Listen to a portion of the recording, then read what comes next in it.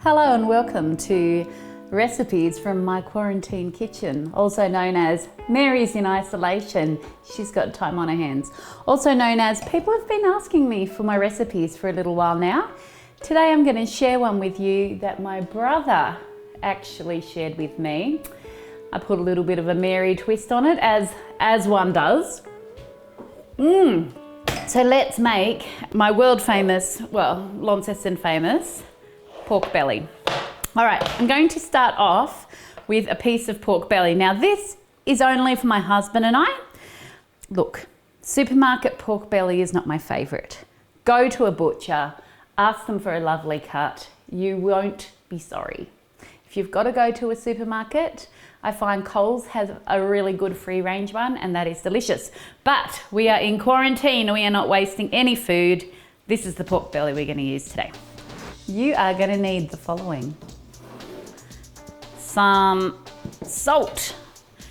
This is Himalayan pink salt. You don't need to use this kind of salt. You can use table salt. You can use whatever salt you like. Whatever you've got munions of, that's what you want to use. You're going to need some olive oil. This one's an extra virgin olive oil.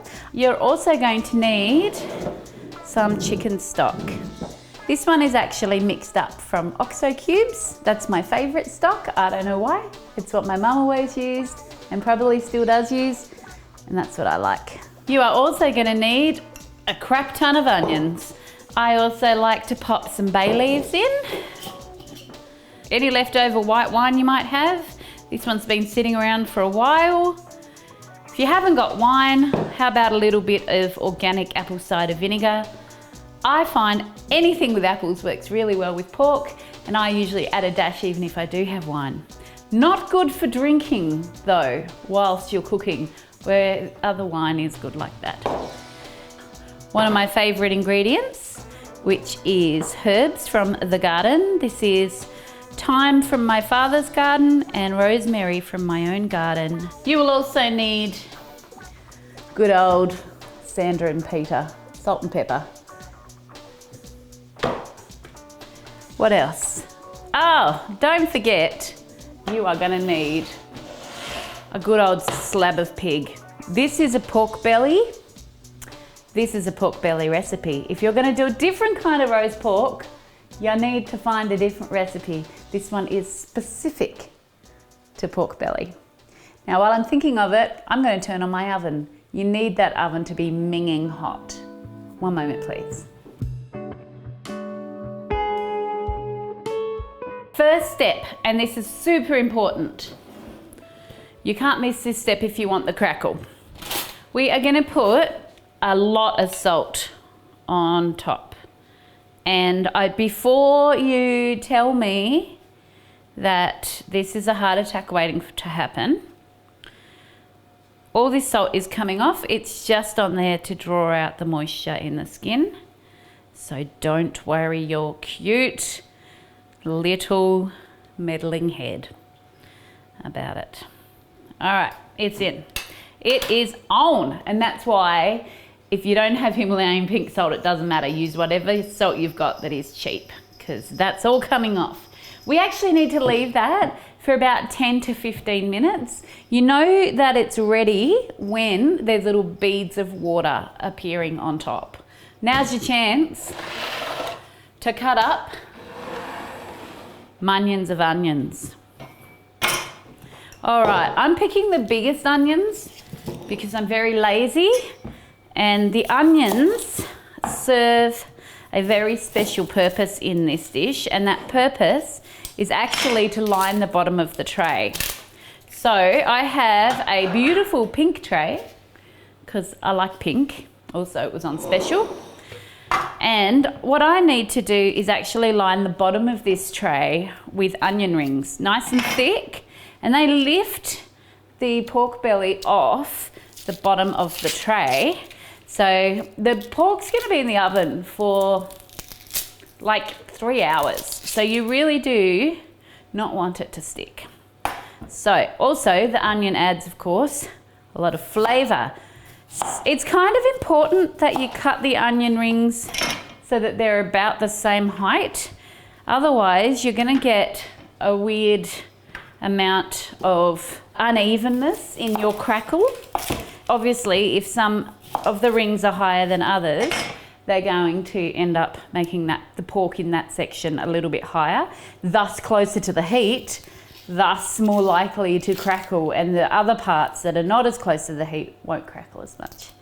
And we all know that with pork, crackling is the bit that everybody cares about. And if you don't care about the crackle, I'm looking at you, a few people that I know who don't like crackle. Well, I don't even know why you bother showing up for pork, really. But anyway, I don't want to be judgmental. I just want to make the damn pork delicious. The best thing about having people in your life who are not crackle lovers, it's more crackle for you, brother. More crackle for you. Now, let's talk knives for a minute. I don't have any expensive chef knives because I'm not an expensive chef. I am merely a mere mortal who cooks at home and enjoys the experience. Thus, I just went down to my local Chinese grocer and I have bought myself one of these knives. I have several of them. They're about $8 and they stay sharp for ages. You can actually sharpen them up. And I'm not going to lie, they are fantastic. All right. So your pan should actually look like so. Beautiful. Look, you don't have to do those little bits in the middle. I just didn't want to waste the onion. All right, onions are done. Salting is done. I've got to get rid of all these scraps. I'll be back in a minute. If you're on a bit of a time budget, I'm on a time budget today. I really wanted to get this in the oven by 3:30. Right now it's 3:15. It's a good chance it won't go in quite by 3:30. That's okay. We are going to make our stock a little bit more aromatic. There we go. Right now it smells like chicken because it's chicken stock. Okay. We are going to add just munions of herbs. I feel like I've used the word munions too many times today, but you want a lot of herbs because you know what? I'm putting them all in. I don't even care. I'm not even sorry about it because they are fresh, they are delicious. They are just going to infuse that chicken stock with the most delicious flavors. I'm also going to add a bay leaf. Look, I'm not going to lie. I don't really know what bay leaves do, but they're in a lot of recipes. So I'm going to add 2 to cover myself. Alrighty, I'm going to use a spoon to just push that down in there. Then I'm also going to add just a smackerel of Dijon mustard. This isn't in the recipe I was shown that I remember. I just like it. And mustard it's the shiz. I'm also going to add the leftover Pinot Gris. Look, I'm not going to lie. I'm not much of a white wine drinker, but I don't mind it from time to time. So that was probably half a cup. Don't ask me for measurements. This is probably 2 cups of chicken stock in here, and then I've added about half a cup of white wine to that.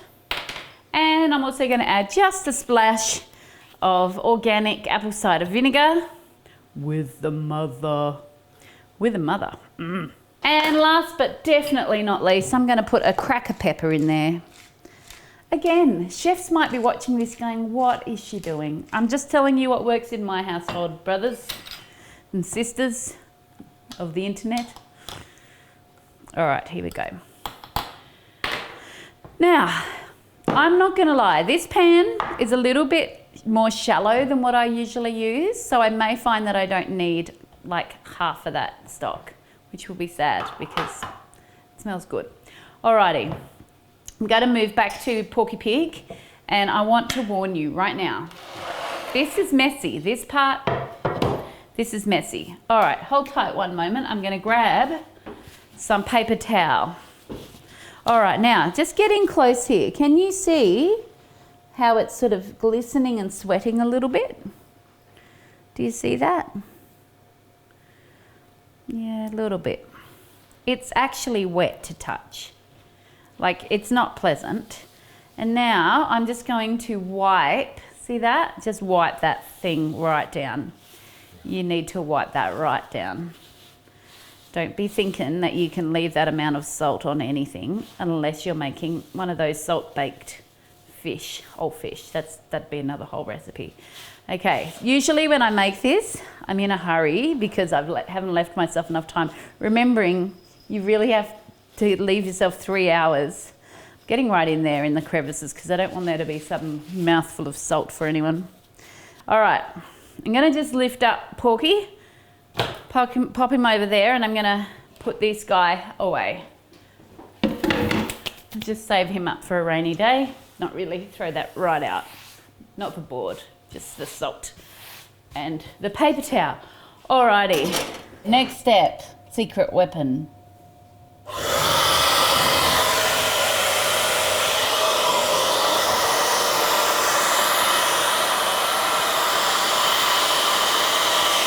You need to dry that sucker. I just want to clarify what I said was dry that sucker. Sucker with an S.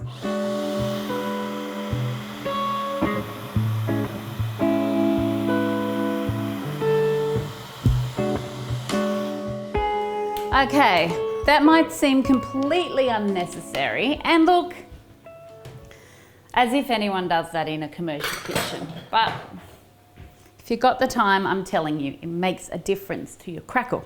Now I'm going to pour on a little bit of olive oil, and then and the skin should feel, before you throw the olive on, obviously, or oil on, it should feel dry. And then I'm going to turn him over and rub that oil in. There we go, beautiful. Bit more, why not? Oh yes. Give it a slap, a little bit of a tickle. Alrighty, bring him back over. Look, if you want to, you can put salt and pepper on the bottom as well. I often don't because my hands are covered in oil and I just want to get it in the oven. So that's what I'm going to do today. I'm not going to pretend I'm fancy when you're not watching. Okay, move this guy into my filthy sink. There you go. Look at that. Looks good. Now, all I've got to do is add some more salt on top because remember, we washed off all that other salt. And this time I'm just going to use the salt out of my grinder because my hands are wet, and if I pick up any salt, it's going to be stuck to me like glue. Alrighty, and I'm pushing these bits out like that, just so that I get plenty. Now, look, I feel like this tin might be a little bit small, but let's hope for the best. I've got my oven on as hot as it'll go, and I'm going to put this in the oven for half an hour on the hottest heat possible. Half an hour tops, people. Half an hour tops. Don't look at my butt when I turn around. Don't. Top of the oven for half an hour. All right, where's my wine? You've got half an hour. Go have a break, have a toilet break, have a glass of wine, kiss your person.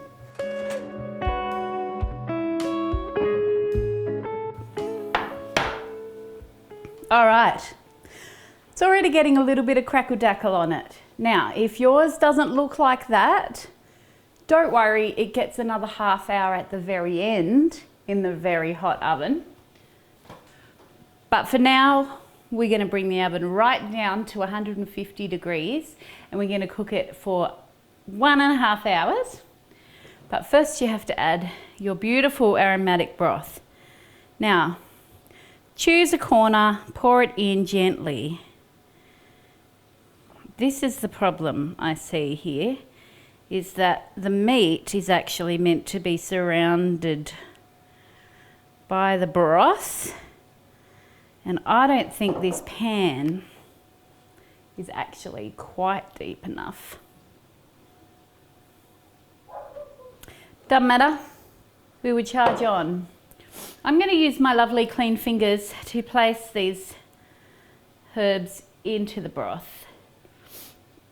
It's been sitting there for a while, so it may be aromatic enough without it, but I'm doing this anyway. Okay, couple of important parts to remember here. Do not pour your broth over the top of your crackle and get it wet.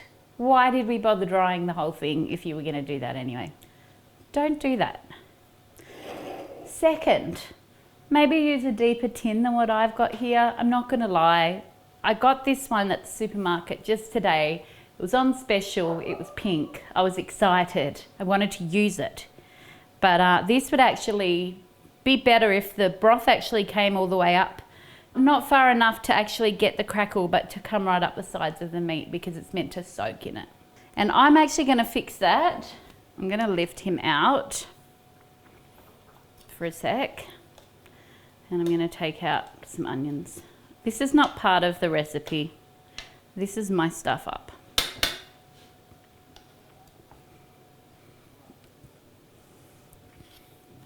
Okay, that's better. Slightly. It's really important that the juice is actually sort of surrounding the pork like a dear little bath.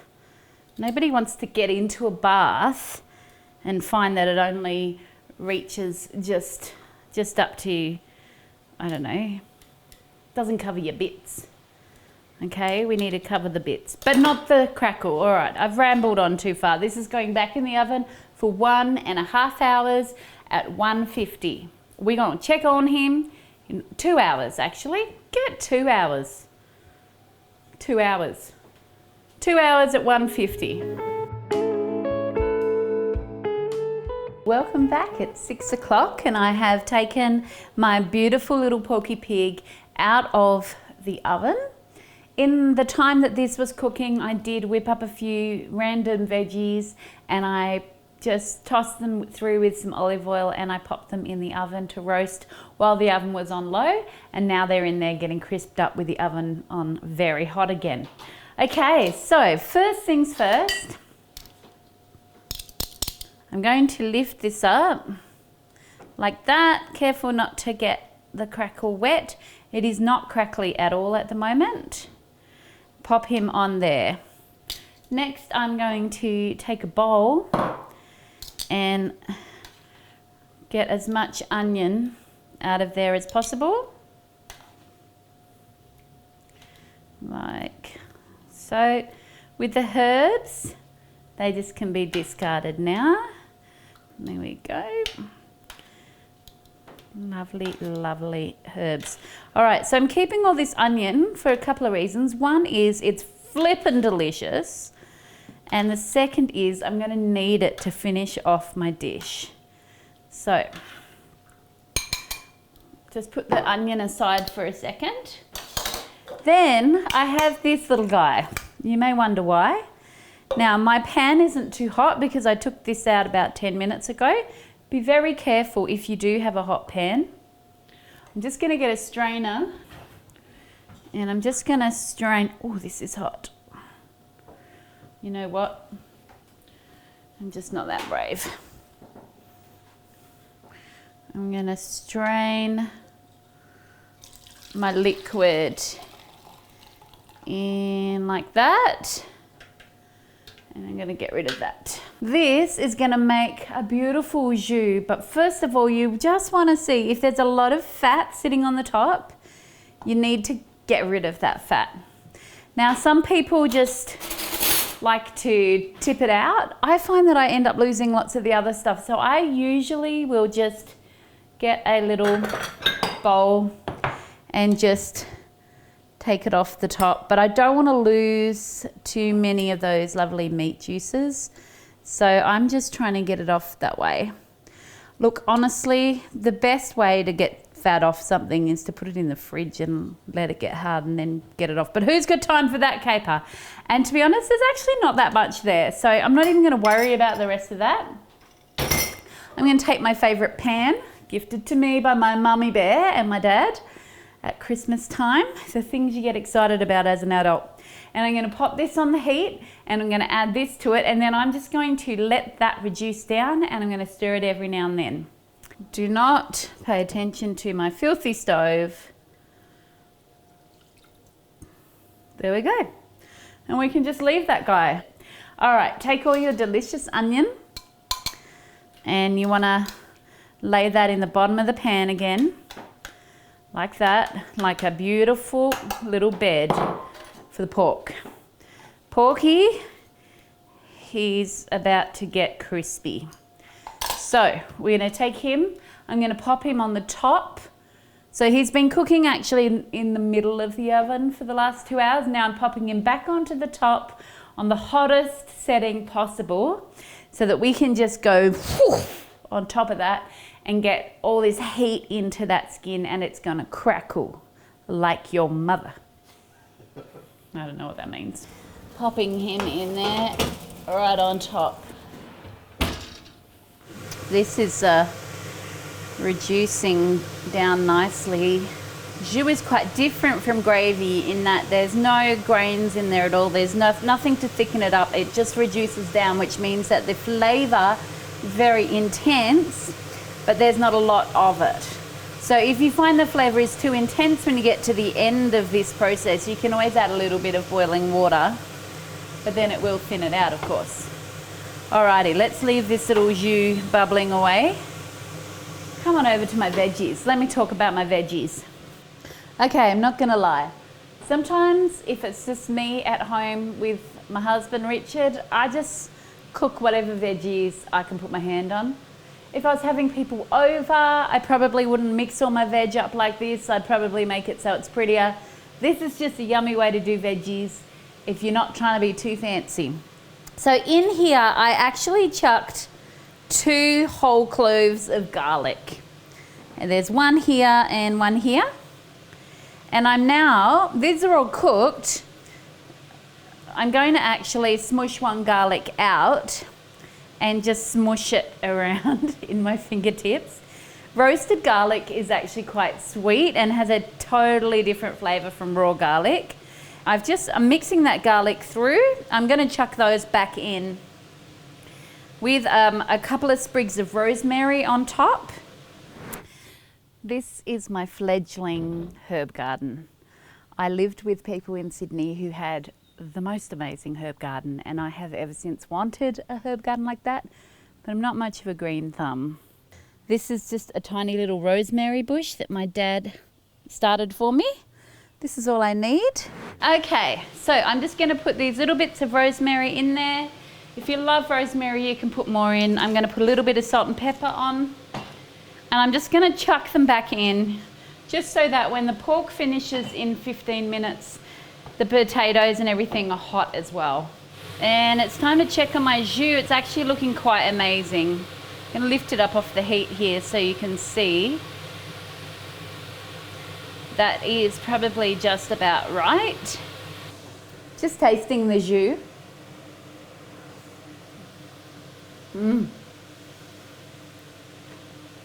It's like a unicorn did a poo in my mouth,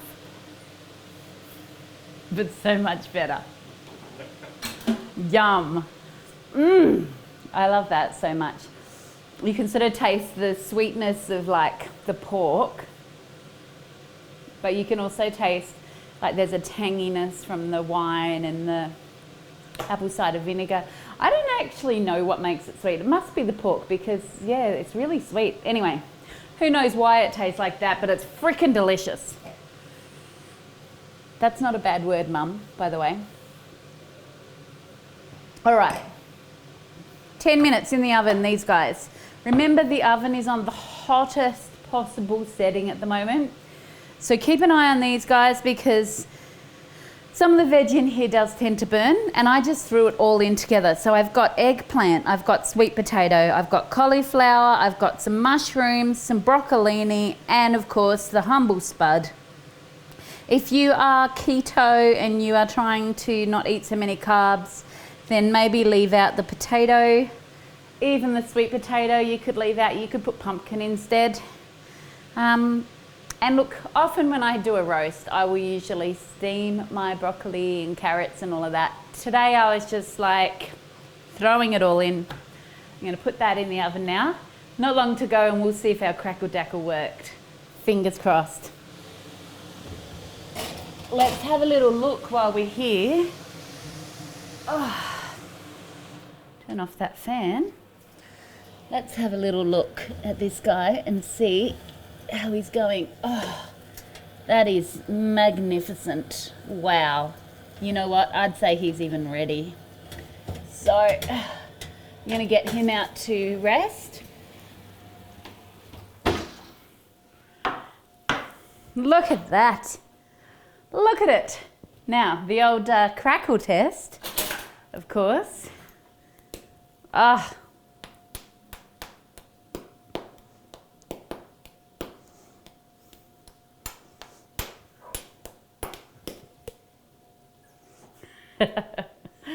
I won't be using that to serve any food, don't worry. Well, there you have it. I'm gonna let that rest for a few minutes, then I'm gonna serve it up, a little bit of veggie on the side, and we are gonna feast like kings tonight, my love.